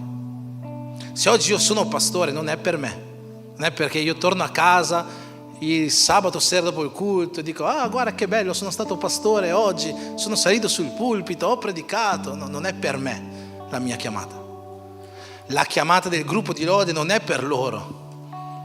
La chiamata delle persone in accoglienza non è per loro, è la tua chiamata, indipendentemente dal modo in cui tu la compi, non è per te. Se tu hai ricevuto un dono dallo Spirito Santo di profezia, quel dono non è per te. Se tu hai ricevuto un dono dallo Spirito Santo di guarigione o di compiere miracoli, quel dono non è per te. Qualsiasi cosa che riguarda la nostra chiamata non è per noi, ma è affinché noi possiamo promuovere, possiamo far crescere la fede negli eletti. E non dico possiamo creare la fede, non spetta a noi il compito di creare la fede. Dio, Gesù, c'è scritto in Ebrei 12, è autore e consumatore della fede. A noi non spetta il compito di creare la fede, questo è un compito dello Spirito Santo, ma a noi spetta il compito di promuovere, di fare crescere questa fede nel cuore delle persone. In che modo possiamo far crescere questa fede? Questo versetto qua continua, sapete, non finisce qua. Questa è 2 Timoteo 1, 9, parte A. Egli ci ha salvati, ci ha rivolto una santa chiamata, ma poi mettilo qua per piacere, Alex. Andiamo avanti a leggere anche quello che c'è scritto dopo. 2 Timoteo 1, 9. Thank you. Egli ci ha salvati e ci ha rivolto una santa chiamata, non a motivo delle nostre opere. Ripeti con me: non a motivo delle nostre opere, ma secondo il suo proposito e la grazia che ci è stata fatta in Cristo Gesù fin dall'eternità. Vai avanti un po'.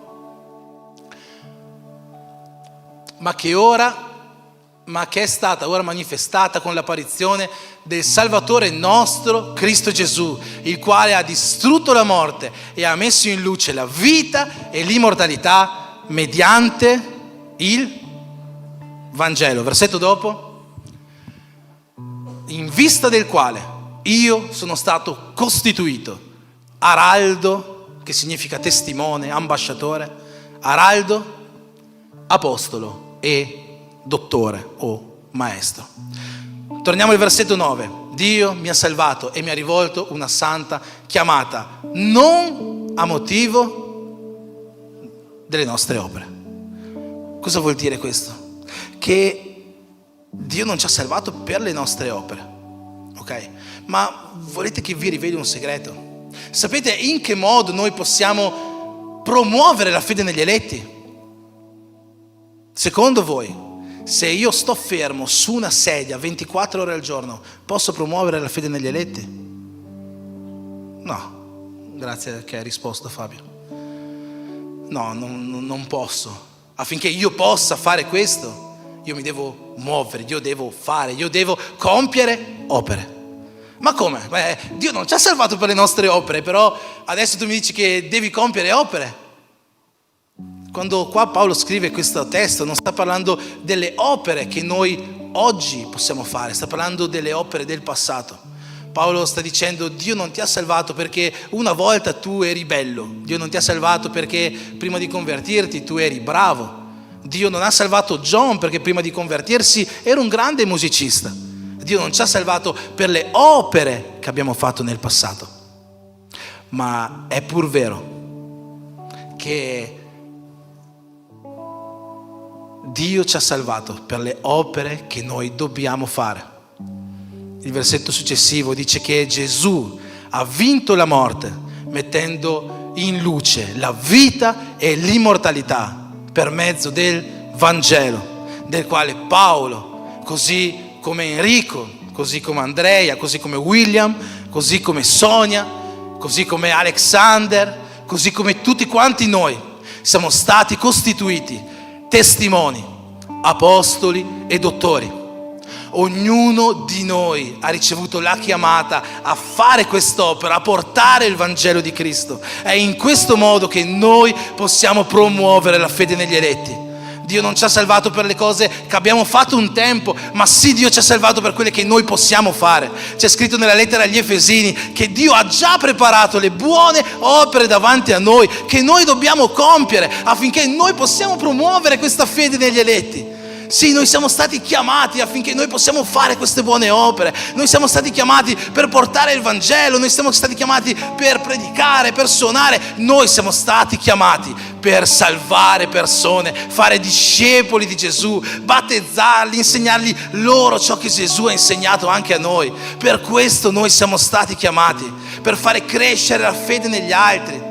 Predica il Vangelo, porta la parola, sì, una buona testimonianza. L'Apostolo Paolo dice: ma quanti sono belli i piedi di coloro che portano il Vangelo. Quanto sono belli i piedi di coloro che portano le buone notizie. Quanto sono belli i piedi di coloro che predicano la parola. Quanti sono belli i piedi di coloro che vanno di casa in casa, di città in città, di nazione in nazione a propagare il profumo soave di Cristo. Noi siamo stati chiamati per questo.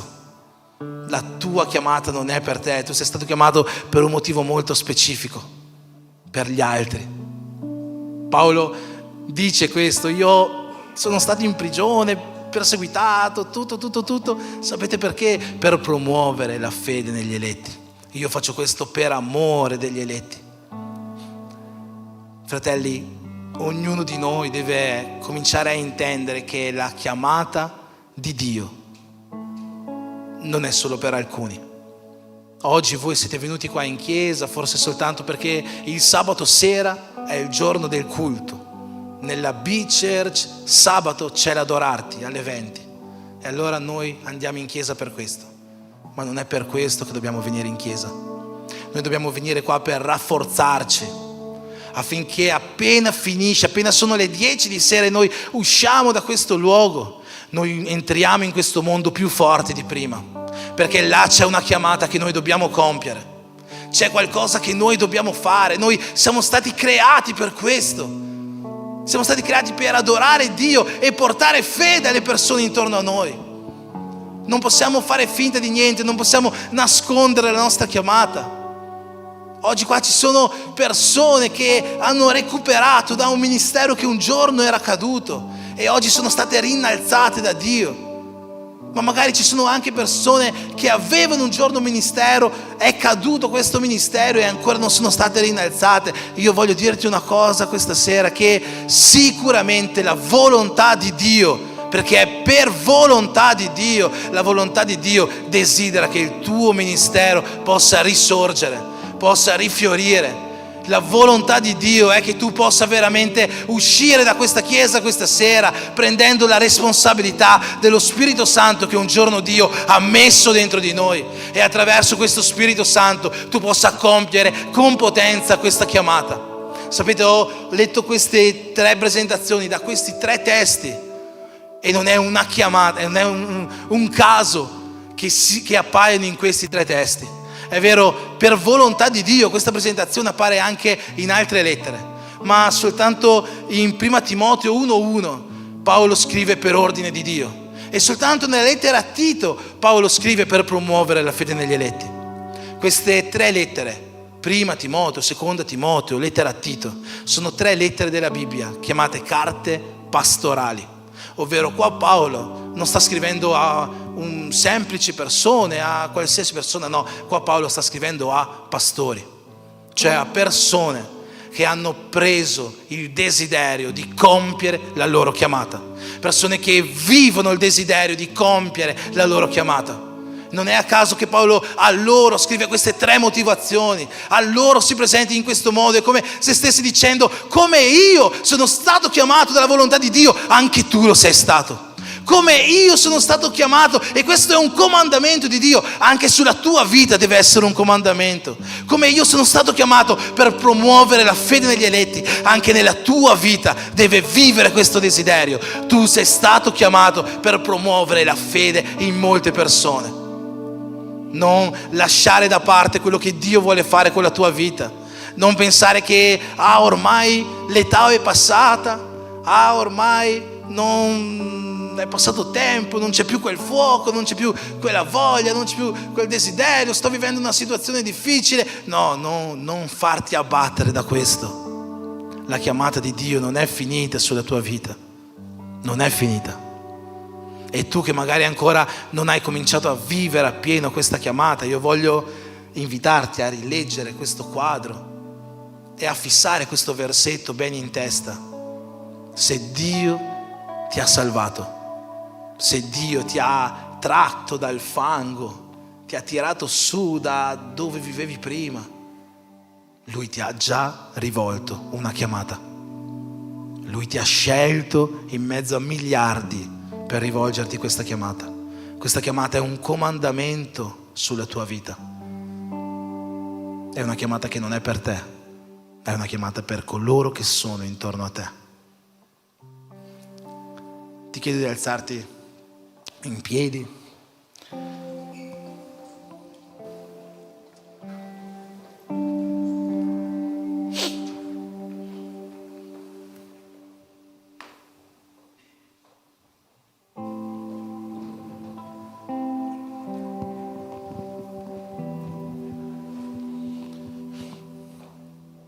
E prima di terminare, prima di pregare, prima di lodare il Signore, io voglio lasciarti una promessa.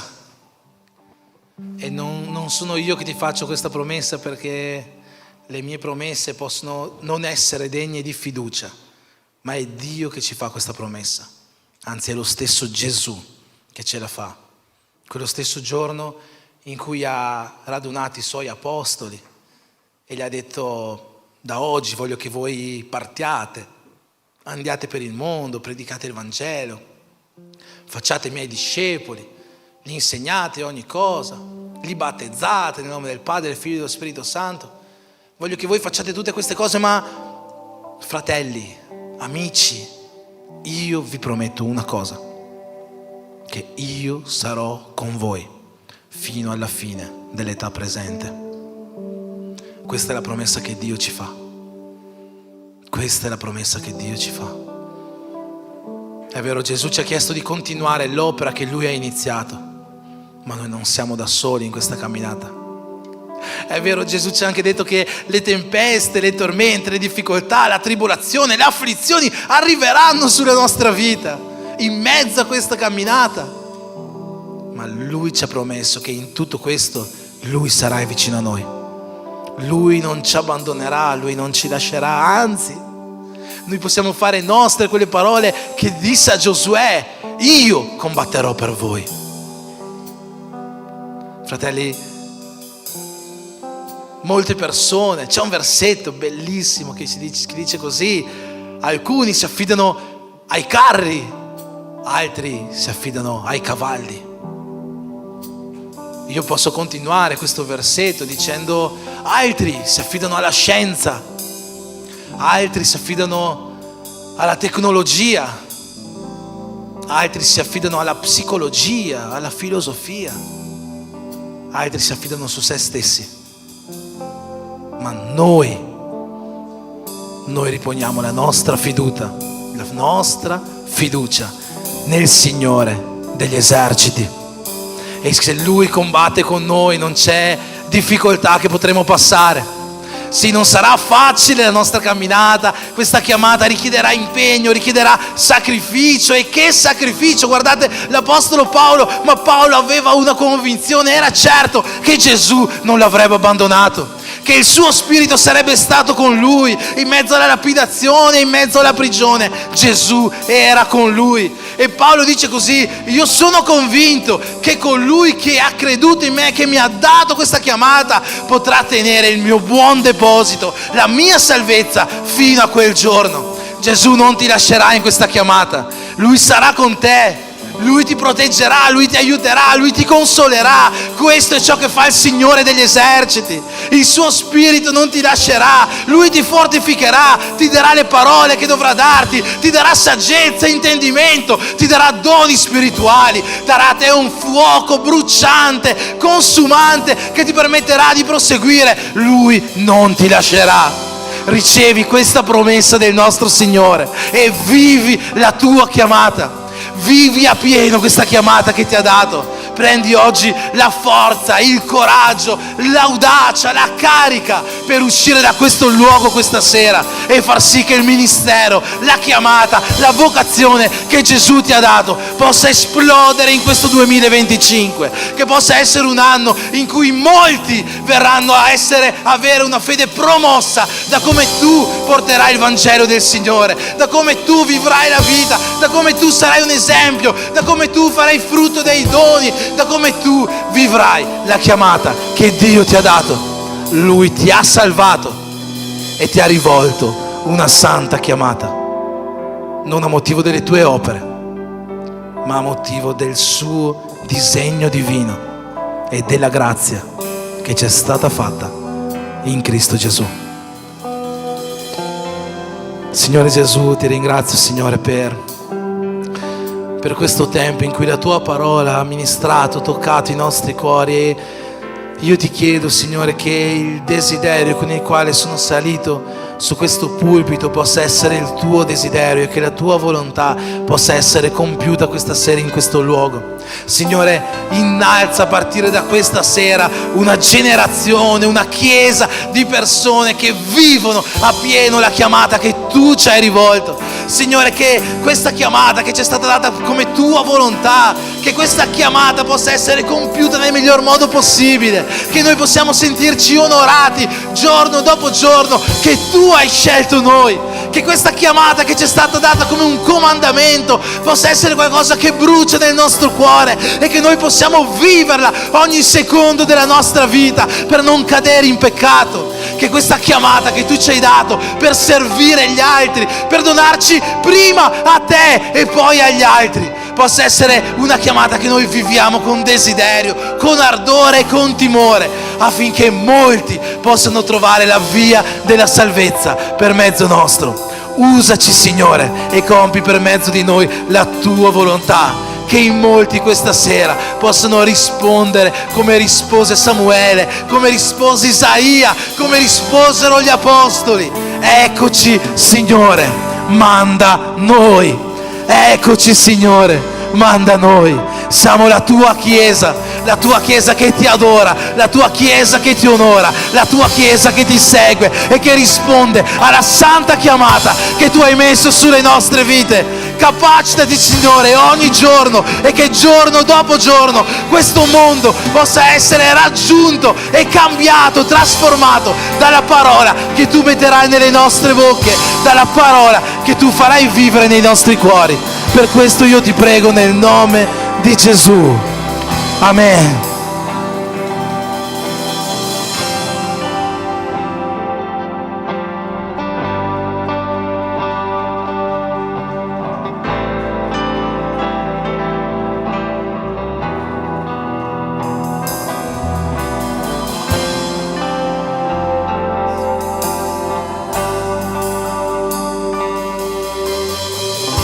Sto preparando un cammino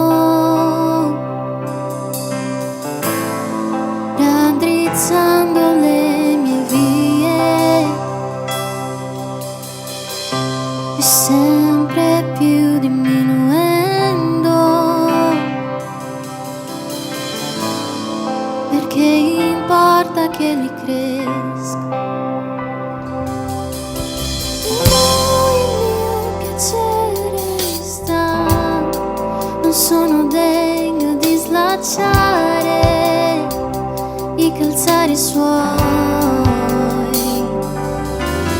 In lui la mia vita sta e io cammino con la certezza che Gesù verrà. È Cristo,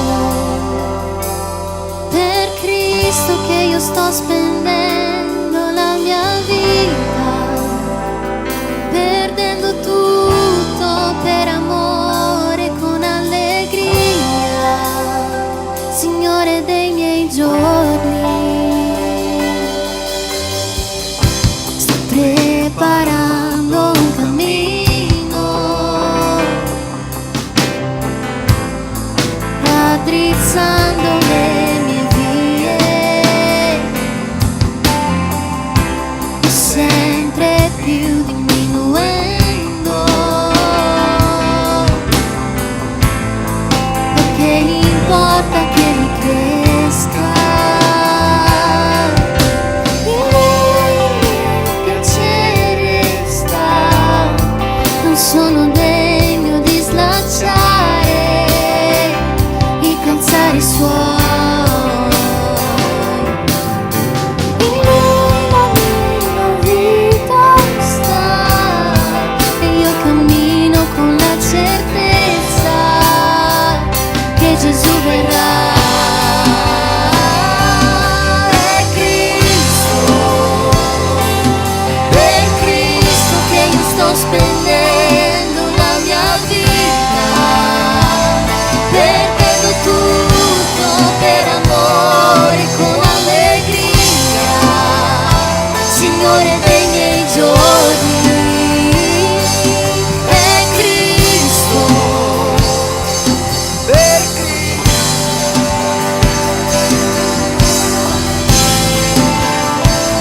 perdendo tutto per amore con allegria, Signore dei miei giorni. Egli verrà, Lui è sovrano in potenza, Egli verrà, al dominio di ogni cosa. Cristo verrà, portando la sua ricompensa, Egli verrà. Lui è sovrano in potenza, Egli verrà, al dominio di ogni cosa. Cristo verrà, portando la sua ricompensa. È Cristo, per Cristo che io sto spendendo la mia vita, perdendo tutto per amore con allegria, Signore dei miei giorni. È Cristo, per Cristo che io sto spendendo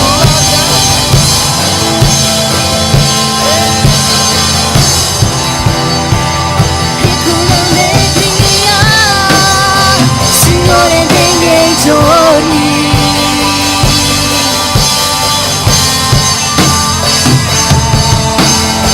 Signore dei miei giorni, perdendo tutto con amore e con allegria,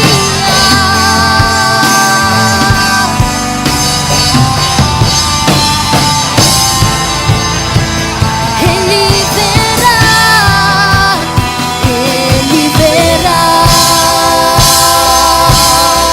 Lui è sovrano in potenza, Egli verrà, al dominio di ogni cosa. Cristo verrà, portando la sua ricompensa, Egli verrà. Lui è sovrano, Egli verrà, al dominio.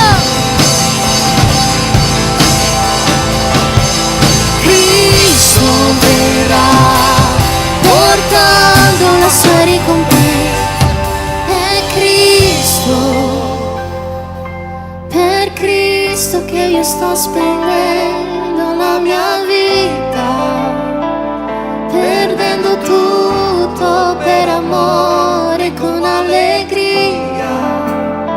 Signore dei miei giorni, dichiara: è Cristo.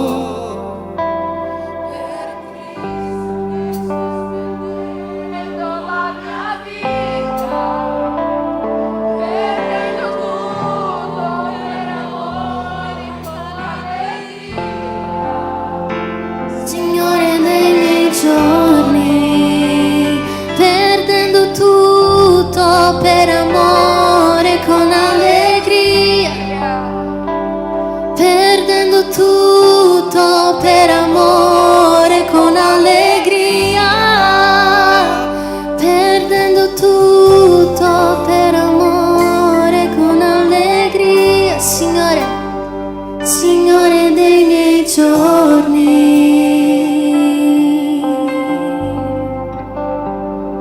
Alleluia. Tutto con amore e con tanta allegria. Santo Spirito, perdendo tutto per amore con allegria, perdendo tutto per amore con allegria, perdendo tutto per amore con allegria.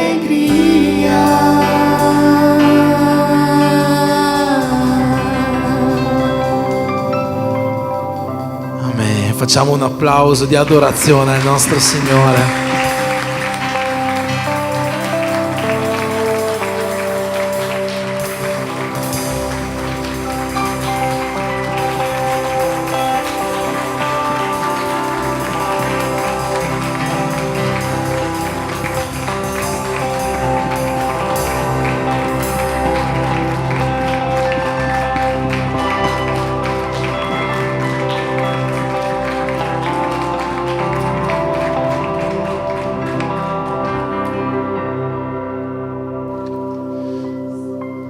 Amen. Che possa essere un anno in cui la chiamata, il ministero di tutti quanti noi possa esplodere in questa Verona, nel nome di Gesù. Amen. O come direbbe il nostro fratello Paolo, che possa essere un anno forte, che il ministero della nostra chiamata possa essere forte quest'anno. Amen. Stiamo terminando il nostro adorarti. C'è qualcuno che ha compiuto gli anni nell'ultima settimana da festeggiare? Qualcuno che ha fatto il compleanno? Canteremo tanti auguri. Da sabato a sabato. La Rosy è fuggita.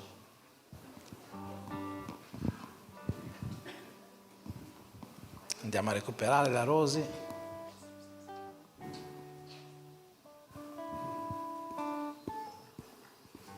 Qualcun altro che magari per vergogna non vuole salire a ricevere i tanti auguri. Ci informeremo presto sul compleanno di tutti quanti voi affinché nessuno possa scappare da...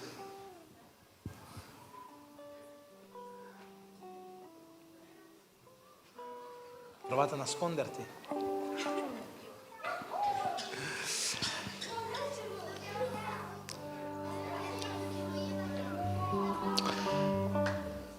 Amen. Allora stendiamo la nostra mano verso la nostra sorella Rosangela.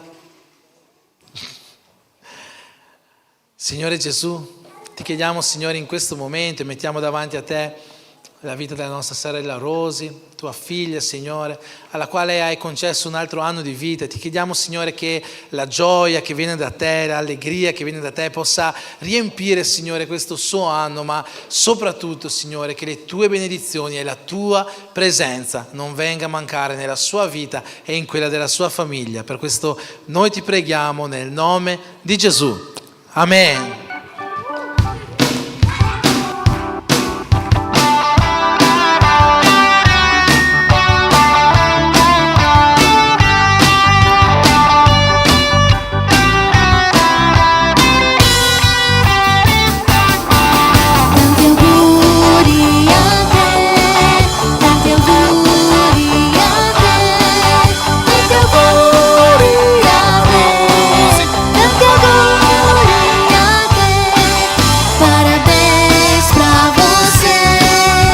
data querida, muitas felicidades, muitos anos de vida.